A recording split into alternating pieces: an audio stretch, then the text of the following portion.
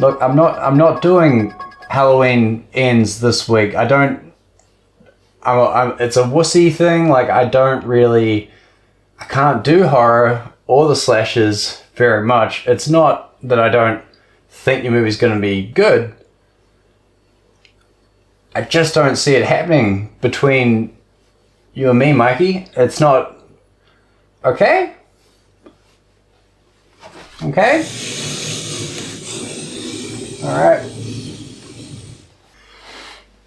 Yes, that's right, folks. We're not doing Halloween Ends this week. Instead, we're going to be doing the new Shakespearean adaptation of Romeo and Juliet, Rosaline. Let me run it by you. Yeah, that's right. I thought Michael Myers having his 13th film outing was maybe not worth doing a review on. So instead, we're going to talk about Rosaline this week. Rosaline is an adaptation of William Shakespeare's Romeo and Juliet, the famous romantic tragedy.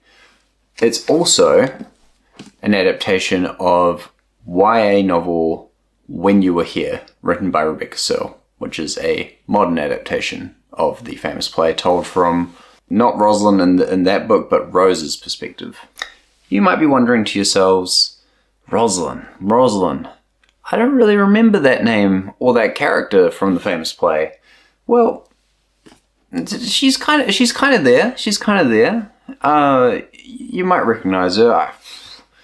I mean, it took me a little bit to kind of glean it, but then, former theatre kids, so...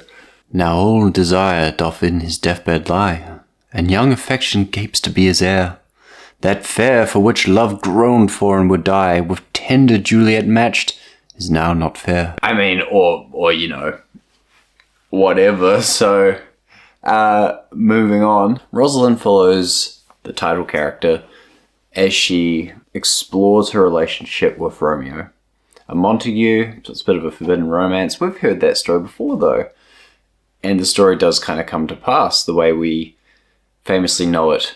Her cousin Juliet arrives, Romeo leaves her for Juliet, and Rosalind, scorned a bit, decides to do everything in her level best to break them up. Now, this is quite classic teen comedy at play here. The adaptation elements are quite fun because you really want to, as a viewer, see how does this capture Romeo and Juliet? What does it do to find those famous parts of the story that we all know and love? But what does it also do to break convention? What are the things that make it more comedy? Because, Romeo and Juliet is famously a tragedy. Seeing these two young lovers die by the end of the play is famously a tragic ending. Rosalind's a little different.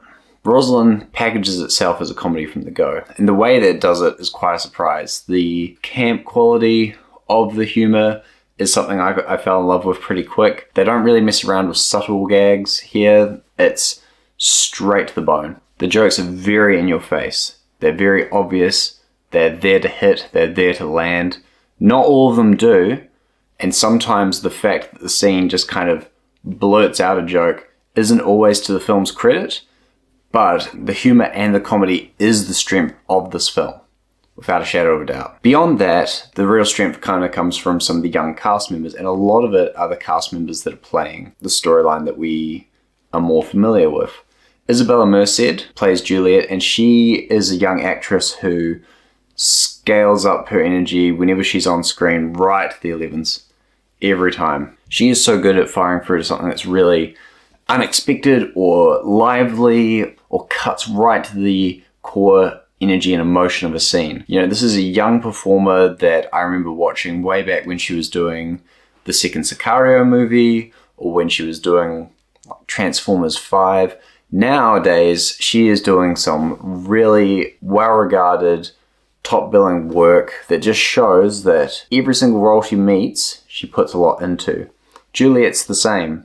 When we meet Juliet, she is this bubbling figure that you yourself become quite enchanted by. It's easy to see why she is such a beloved character because Merced makes her so charismatic. And the more we come to know her, the more we can't really sympathize with Rosalind's desire to edge her out, because you can't help but be on Juliet's side a little bit. She is someone that is just following her heart, which I thought was a lovely performance. Contrasting that, we get Kyle Allen playing Romeo, and Romeo in this I found to be a lot of fun. I don't really know Kyle Allen from too much, I haven't seen a lot of his works before, but I'll happily watch him over and over again after this film. The way he embraces the kind of poetic, lovelorn, languishing sort of figure of Romeo is fantastic, but he's also kind of playing him as this sort of prat, this guy that doesn't really, he's not all there, he's not the brightest tool of the shed. Yes, he's got the best of intentions, but he's not always the most romantic figure that we think that he is. I think that's quite fun. Spencer Stevenson is another figure in this film. Spencer Stevenson is playing one of the only queer characters in the film, which is Paris. Now, seeing Paris kind of shifted into a queer figure was a bit of a mixed bag for me. Being a queer film goer myself, I don't necessarily like the gay best friend trope. I think it can get quite overplayed. But the humor here of watching what Spencer Stevenson does with the role is really good. In fact, I think that some of his comedic delivery is some of the best in the film. And watching the scene where he's convincing Lord Capulet to let him marry Juliet and seeing his own kind of reluctance in that scene is really fun. I think that was just one of the scenes that had me just burst out laughing the most. So I enjoyed it for that. But the best performance in this film comes from Minnie Driver, who plays Nurse Janet. And Nurse Janet is the opposite to Juliet's loving and doting nurse. Minnie Driver's character is a lot harsher. She's Rosalind's worst critic, which I think is great. She's in some ways Rosalind's biggest supporter, but beyond that, she's got such this like biting wit. Her line delivery is unmatched. She will just come up with the most scathing bits of dialogue. She doesn't have time to mess around. She cuts the point, and she is blunt, honest, and comes at everything with a kind of shred of truth that gets right to the core of a scene. So Minnie Driver, this is probably one of her better roles that I've seen in quite a while. In saying all that, the film Rosalind does have its downsides. In fact, it has quite a few, which I was a bit disappointed by. For a film titled Rosalind, I kind of want the best part of that movie to be Rosalind, but it's not. And that was a shame for me. Rosalind as a character doesn't fit obvious or over the top or just playing camp jokes that come out of every other character. And part of that does come from Kaitlyn Dever being not really that sort of comedic performer. Kaitlyn Dever has a very dry wit that suited her very strongly in films like Booksmart. And I think as a performer, she's excellent. But what Rosalind is and what Kaitlyn Dever brings to the table are just two very different things. And I also just didn't find Rosalind's story so compelling. She was a lot more strung out, a lot more to the side. She was never as engaging as the Romeo and Juliet storyline. And that's a shame, because really the focus of the entire film should bring me back to her and should make me more interested in what's going on with her. Anytime the film decided to put a pin in its comedy and take itself seriously and give us a character study on Rosalind, I was never engaged. And when it tried to make me care about the Rosalind and Dario relationship, I especially wasn't really that drawn in by it. Rosalind had made it very clear what she wanted from a romantic relationship from the start of the movie. As much as I saw her with Romeo at the start of the film, it was very clear the type of relationship she eventually wanted to be in. But then when you get, a kind of classic romantic lead played by Sean Teal as Dario, I just don't think there's anything that inspired by it. It's a very on paper bland romance. We've seen it before. What's the qualities of it that makes it eventually become compelling? Yeah, they've got some kind of fiery rivalry going on. They don't really like each other at first, and eventually they do fall for one another. But is that enough to make me tune in and be interested? And I just didn't think it was. There are also some technical elements of the movie that I was less than impressed with. Laurie Rose is the cinematographer for the movie, and his work I've seen in some really experimental horror films that I think is absolutely brilliant. He has done some great stuff on movies like Overlord or Freaky, both of which had some really fun experimental work in it, stuff that just kind of flew off the screen and made me sit up and watch a little bit more. This movie, it just boxes every scene in. Everything just feels pushed together. It feels tight. It feels claustrophobic.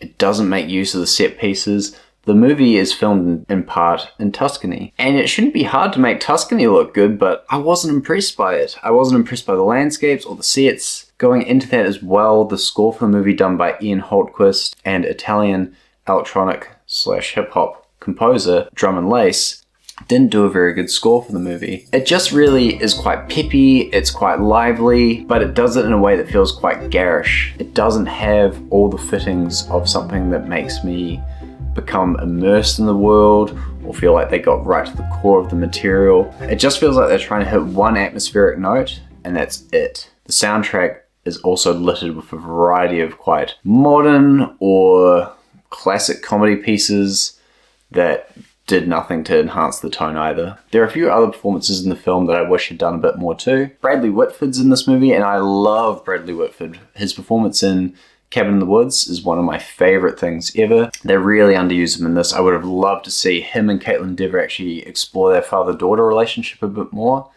There could have been a lot more to be gained from that. You get classic characters played by Christopher McDonald, who's playing Lord Capulet. That performance is quite cut and dry. It's a very stoic authority figure that doesn't make me love the character much, and it doesn't even come off as a good antagonist figure, nor does he play into the comedy, so he's just sort of there. One of the worst character choices that they made was bringing Nico Hiraga into the movie as Steve the Courier, who just feels like a really pushed moment of comedy. This figure that would have fit if they were trying to make a stoner comedy movie. Ultimately, it's a good-natured movie. It's got a lot of comedic potential, but when it comes to the plot, there's nothing there to grab you. The movie's called Rosaline, and I want to be more interested in her as a character. They never managed to get me to do it, so when it comes to the ratings, I unfortunately have to say, don't buy it. No, I wouldn't recommend buying Rosaline, and seeing as she's not out in theaters at the moment, I guess that means don't spend the time at home watching it on Disney Plus. Yeah, it's a real 4 out of 10 movie. I was really looking forward to something a little different here. I think they played it quite safe, and that was ultimately the film's downfall. Have you seen Rosaline yet? What do you think? And do you have a favorite Shakespearean adaptation film out there? Because I would love to hear what it is. Thanks for tuning in. Be well. I'll see you in the next review.